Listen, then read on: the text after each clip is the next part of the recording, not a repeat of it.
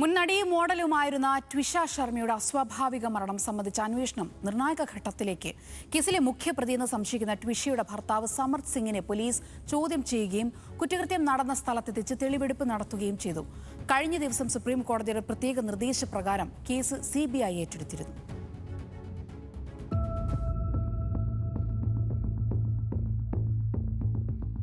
എന്താണ് മരണത്തിന്റെ യഥാർത്ഥ കാരണം? ശരീരത്തിലെ മുറിവുകൾ എങ്ങനെയുണ്ടായി? അവസാന നിമിഷങ്ങളെ പറ്റിയുള്ള ദുരൂഹത, മരണത്തിൽ ഭർത്തൃമാതാവ് ഗിരിബാലയുടെ പങ്ക് തുടങ്ങി ഉത്തരം കിട്ടാത്ത ഒരുപാട് ചോദ്യങ്ങളാണ് ട്വിഷ ശർമ്മയുടെ മരണത്തിന് പിന്നിലുള്ളത്.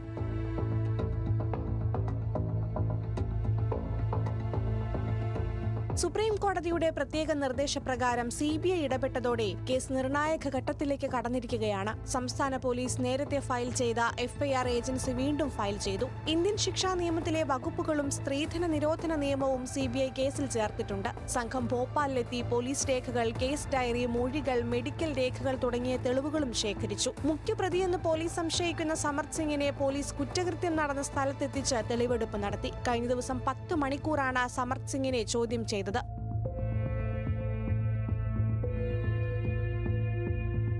ദാമ്പത്യത്തിൽ പ്രശ്നങ്ങൾ ഉണ്ടായിരുന്നുവെങ്കിലും ട്വിഷയെ ഒരിക്കലും ശാരീരികമായി ഉപദ്രവിച്ചിട്ടില്ലെന്നായിരുന്നു സമർത്തിന്റെ മൊഴി. തനിക്ക് അച്ഛനാകാൻ ആഗ്രഹമുണ്ടായിരുന്നുവെന്നും ട്വിഷയുടെ നിർബന്ധപ്രകാരമാണ് ഗർഭചിത്രം നടത്തിയതെന്നുമാണ് സമർത്ത് സിംഗ് അന്വേഷണ സംഘത്തോട് പറഞ്ഞിട്ടുള്ളത്. ഭാര്യ ഗർഭചിത്രത്തിന് ശേഷം കടുത്ത മാനസിക വിഷമത്തിലായിരുന്നുവെന്നും ട്വിഷയ്ക്ക് 7 ലക്ഷം രൂപ നൽകിയിരുന്നുവെന്ന് സമർത്ത് അന്വേഷണ ഉദ്യോഗസ്ഥരോട് ആവർത്തിച്ചെന്നും റിപ്പോർട്ടുകളുണ്ട്. ഒളിവിൽ പോയ കാലയളവിനെ കുറിച്ചുള്ള ചോദ്യങ്ങൾക്ക് അന്വേഷണ ഉദ്യോഗസ്ഥരെ തെറ്റിദ്ധരിപ്പിക്കും വിധത്തിലുള്ള ഉത്തരങ്ങളാണ് ഇയാൾ നൽകുന്നത്. അന്വേഷണത്തിന്റെ ഭാഗമായി സമർത്തിന്റെ laptop, mobile phone, passport, Aadhaar card, മറ്റ് പ്രധാന രേഖകൾ എന്നിവ അന്വേഷണ സംഘം പിടിച്ചെടുത്തു. CBI से मुलाकात हुई है और CBI ऑफिसर्स ने अपनी कार्रवाई शुरू कर दी है और केस डायरी हैंडओवर की हमारी कार्रवाई चल रही है.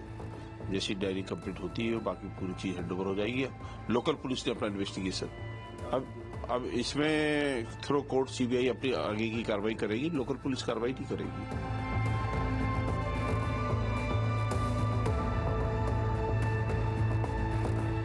കേസിലെ ഏറ്റവും പ്രധാനപ്പെട്ട ചോദ്യം മുൻ ജില്ലാ ജഡ്ജി ഗിരിബാല സിംഗ് സ്വാധീനം ഉപയോഗിച്ച് അന്വേഷണം തടസ്സപ്പെടുത്തിയിട്ടുണ്ടോ എന്നതാണ്. ട്വിഷയെ നിരന്തരം അപകീർത്തിപ്പെടുത്താൻ ഗിരിബാല ശ്രമിച്ചത് പൊതുമധ്യത്തിലുണ്ട്.